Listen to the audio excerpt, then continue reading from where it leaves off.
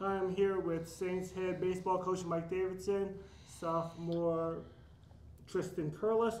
How are you guys doing today? Good, good. All right. You guys are coming off a great series against Dodge, 3 out of 4. You guys have won 8 of the 9 games. You guys are now headed into the final series of the season, 4 games against Pratt. Don't have to say how important that series is. But let's talk first a little bit about the Dodge series. What do you guys think? Well, I thought we played really well. Our pitching and stuff pretty much gave us a chance in every game. We struggled a little bit out of the gate in the third game.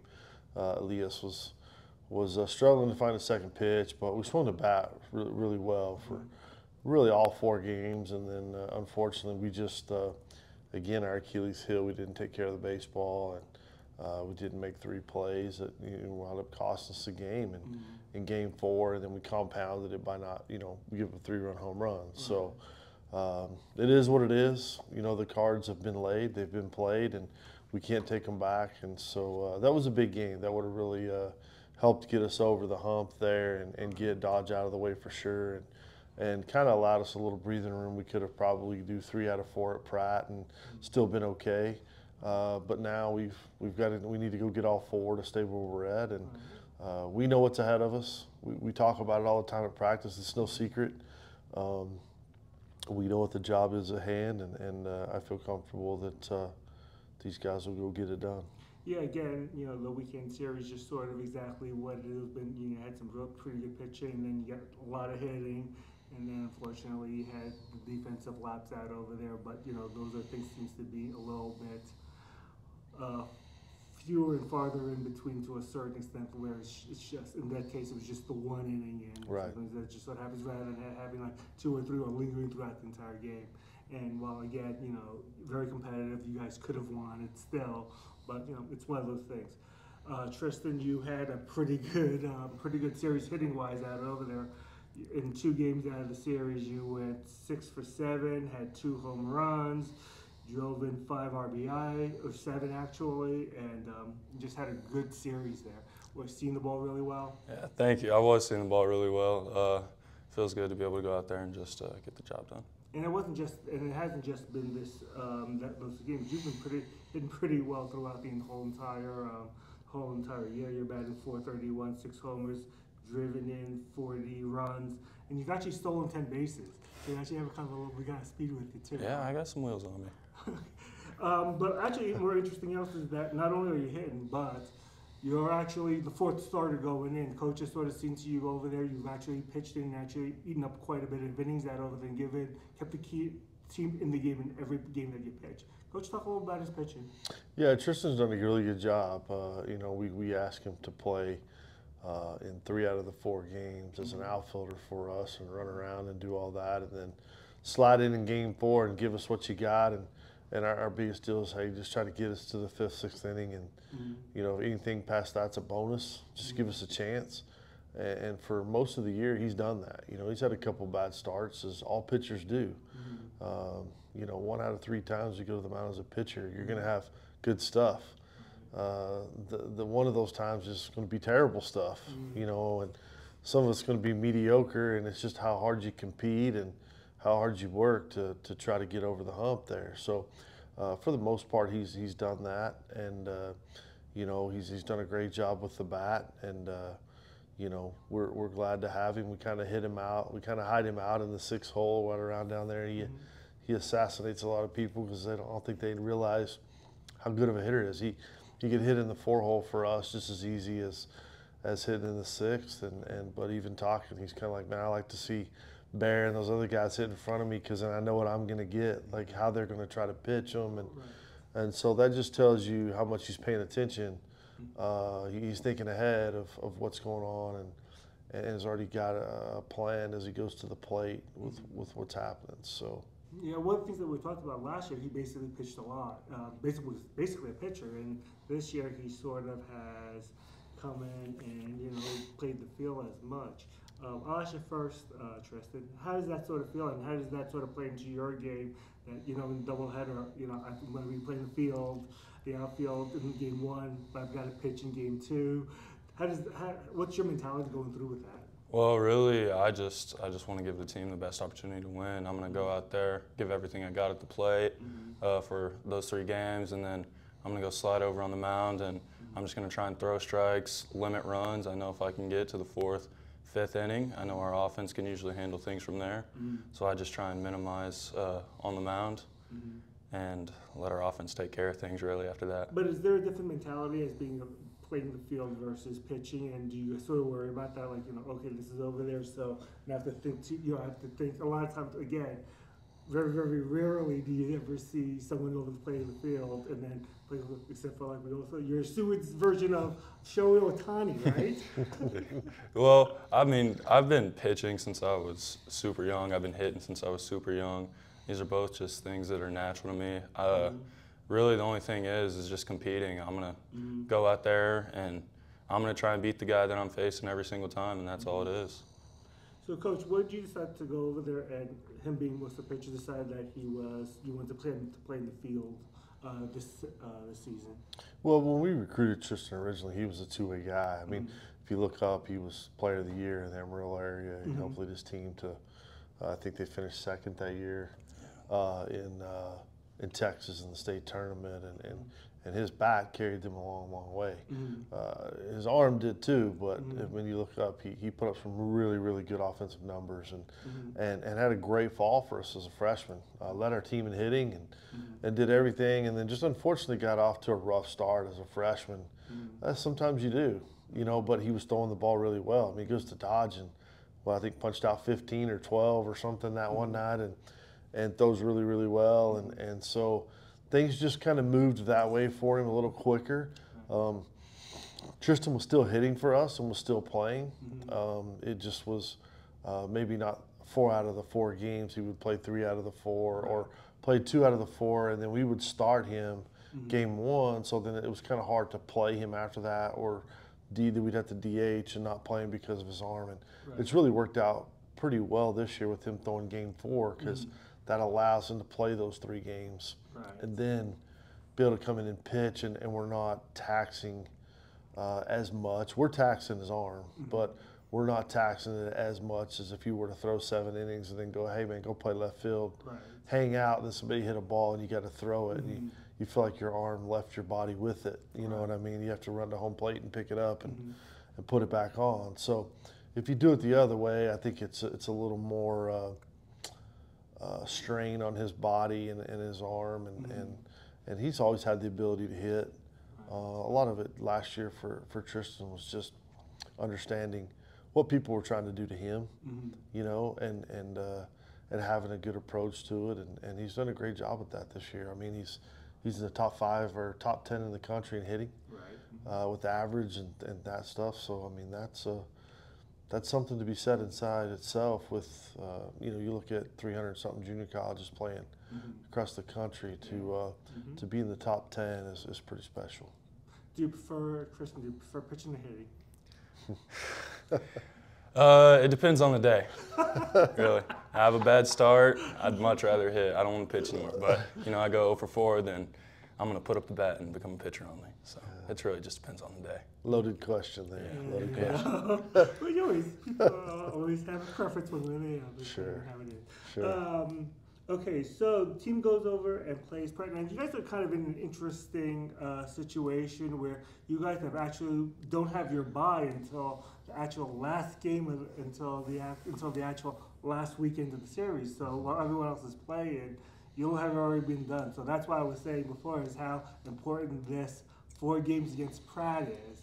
And I know that you guys certainly know that the situation at hand, and also at the same time too, we go through this all the time and say like, yes, they're Pratt's probably in the lower bracket at over there, but on any given day the team is, how do you again keep the team focused? Like, well, we should be Pratt, let's take them lightly, we've got to win. Right. Yeah, and Pratt's a little better this year. I think they're in 7th place right now out of the 9 teams, and their number 1's good. I mean, he gave us fits last year. We were able to get him, but I mean, it was It was a struggle, and I think it's a struggle anytime. I don't know, for some reason we just don't play really well against Pratt. Hopefully we change that up, this year. But they're scrappy. They compete hard. They play hard.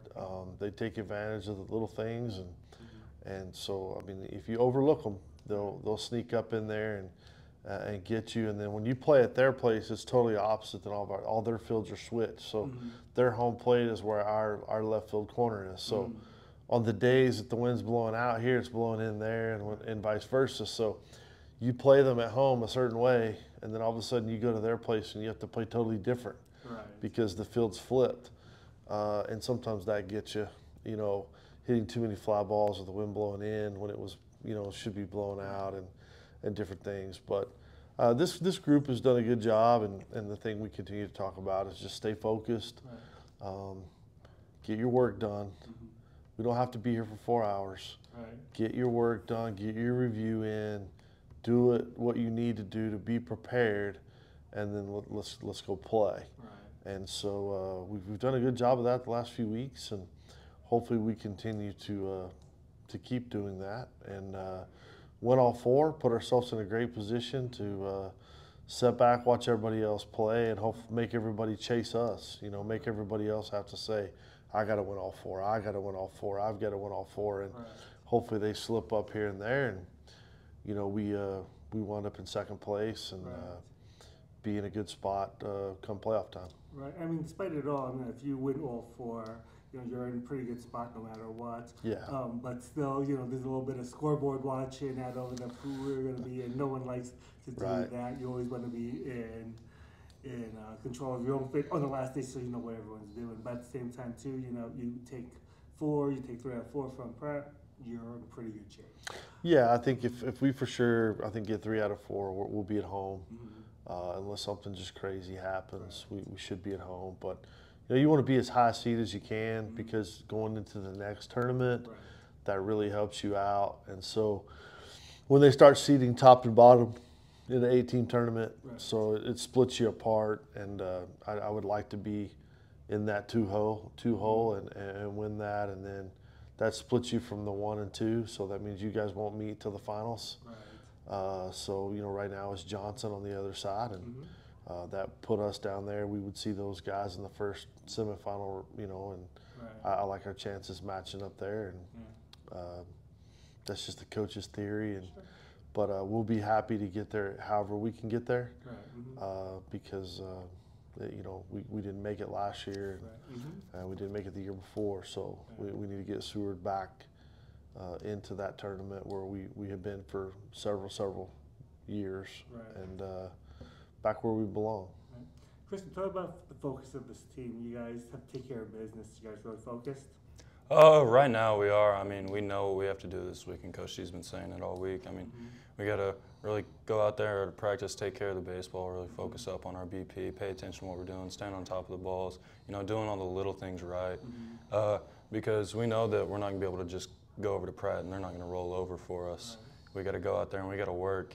Anybody can beat anybody any given day. So that's just our big thing is we got to go out there, take care of the small details, take care of the baseball, hit like we've been hitting, and as long as our starters give us a chance to win the game, minimize runs, I think we can handle business over there. And you can do both, right? Minimize, to hit a couple of runs on both sides. Yeah. Talk a little bit about the differences between this season and last season. I know that it was a struggle last season. This season, you guys are on top over there. Talk a little bit about that a little bit. Oh, yeah. Last season was a pretty big struggle. Last year, we just I just don't think we had that team chemistry right. There was a lot of different people whose heads weren't in the right spaces. It was proved they didn't want to be here, and I think that kind of just messes up as a team-wise. This year we have dudes who are playing for each other. We have that team chemistry. We got guys who have each other's backs. We have guys who are holding each other accountable. I mean, we're in the dugout policing ourselves. We're taking care of our own business, and I think that's the main difference is we got each other this year. Yeah, and again, being a sophomore, I guess that gives you a little bit of leadership kind of role going in and knowing exactly, we don't want to play like we did last year, and I've been through that. It really, it was horrible. And this year now, you guys I don't think that there's any doubt, probably among the teams that meant that you can't win any game. Yeah, I mean, especially being a sophomore this year, taking on that leadership role is a big deal, especially because last year was embarrassing, and I definitely didn't want anything like that to happen again. So, yeah, we got to take accountability for our actions and, yeah, just go out there, play for each other, and try and win as many games as we can for the rest of the season. Before we were talking, I asked you about a favorite memory from your time here, because you're a sophomore, you'll be graduating, and any kind of memory you have? I think my favorite memory here was the 16 strikeout game I had against Garden. I think that'll live with me forever. That's a pretty cool memory. And Coach had alluded to that. Talk a little bit, if you can, about Tristan and his time here at Seward. Yeah, he's done a great job for us, on and off the field, and Tristan's a guy that you don't have to worry about going to class and doing the things. He handles his business off the field, and to my recollection, he's never really been in trouble and all that stuff. He's pretty much walked the line. They've all strayed at some point. That's just part of it along the way. But he's done a great job for us and has really stepped into that leadership role for us this year and trying to help get us over the hump. And he's been there, done that. I mean, at Emerald High School, he helped take a team to the state tournament. That's not easy to do. So, I mean, he just let those things kick over and come into our program. And yeah, our team chemistry is a lot better, and a lot of that is due to our sophomores. They've set the tone from day one when we came in the fall of that's not acceptable, or you can't do that, or hey, that's not what we do. And so the freshmen don't know any better, so they buy in. They buck you a little bit at first, but eventually they buy in and say, okay, this is what we're supposed to do, and that has to do with the classes that come before you and the people that had Seward on their chest way before you. And these guys have done a good job of carrying on that tradition and doing that, and we hope it continues. All right. Okay, you guys are playing Pratt in a 4-game set. Weather-wise, we're not exactly sure how things are going to go. That's why we really haven't. Supposedly, they're supposed to play on Thursday at Pratt Field. It'll be something. We hope that the weather holds up, but we're not really sure. So we don't want to make you come on out over there. But if we're playing on Thursday at 1 o'clock and 3 o'clock, sophomore day. The players, students, athletes. Like Tristan will be honored. Between games, I imagine, Coach? We're going to do it before. Okay, before a game? Yeah, we'll do it before the first game. We'll just move everything up a little bit. So usually about 12:35-ish, we'll be doing sophomores, introducing the sophomores and giving them a little gift from us as a coaching staff and appreciation for what they've done. And then we'll have plate meeting and then play and go from there. That way we can just roll straight through in between games, because it's 25 minutes. It's tight enough, and trying to get guys loose for game 2 and everything. So again, tentatively Thursday at Brentwood Field, 1 and 3 are the game times. Pre-game, sophomore day recognition, tentatively. If not, we'll go ahead and we will let you know. Check out all our social media, Twitter, Facebook, Instagram. We'll get it out there of when we actually will play. There's a chance that we may be out here this weekend. We'll see. But again, this is a really important series. So when you find out when the home game is, come on out and support the team. They've really been feeding off the energy of this crowd. There'll be a lot of parents out over there, so you can go out and meet some of the student athletes' parents too. Again, Coach, good luck. Tristan, good luck. Congratulations, and we'll see you when we see you. Thanks.